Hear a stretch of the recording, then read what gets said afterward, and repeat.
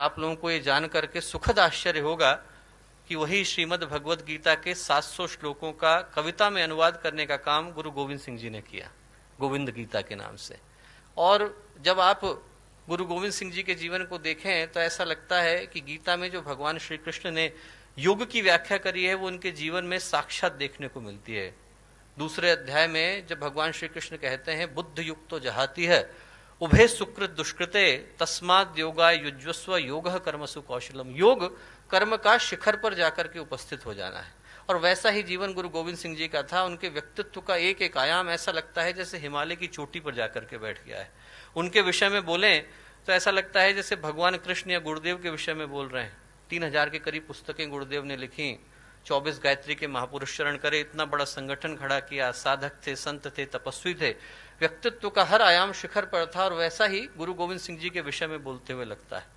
और दो अद्भुत सोचें गुरु गोविंद सिंह जी इस देश को, इस राष्ट्र को देकर के गए। पहली, राष्ट्र के प्रति अगाध निष्ठा, अटूट भक्ति।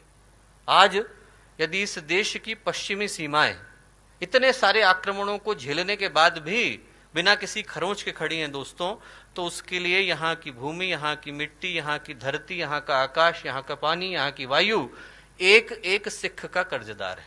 एक एक सिख का, खालसा का कर्जदार है, गुरु गोविंद सिंह जी का कर्जदार है।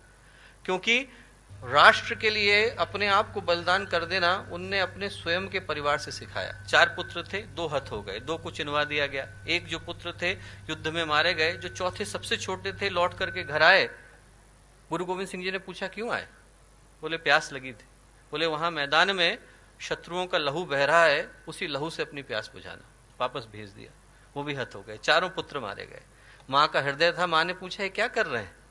तो गुरु गोविंद सिंह जी बोले इन पुत्रन के शीस पर मार दिए सुत 4। 4 मुए तो क्या हुआ, जीवित कई हजार। हजारों पुत्र हैं मेरे, 4 गए तो क्या हुआ। ये है राष्ट्र के प्रति निष्ठा दोस्तों। एक एक खून का कतरा बहा देना, एक एक सांस को सुपुर्द कर देना, ये राष्ट्र धर्म है। धर्म वो नहीं है कि हम मंदिर में जाएं, घंटे घड़ियाल बजाएं, भगवान के कान दुखाएं। धर्म वो है जब हम लोग राष्ट्र के प्रति अपने दायित्वों की रक्षा करते हुए अंतिम सांस को भी शहादत की तरह सुपुर्द कर देते हैं। वो राष्ट्र धर्म कहलाता है। और वो गुरु गोविंद सिंह जी ने हमें सिखाया। दूसरी जो चीज दी वो दी एकता, साथ साथ चलना। बड़ा दुख होता है जब लोग धर्म के नाम पर तोड़ने की भाषा का प्रयोग करते हैं। धर्म तोड़ना नहीं सिखाता, धर्म जोड़ना सिखाता है। धर्म गिरना नहीं सिखाता, धर्म उठना सिखाता है। धर्म बंटना नहीं सिखाता, धर्म मिटना सिखाता है। और ये गुरु गोविंद सिंह जी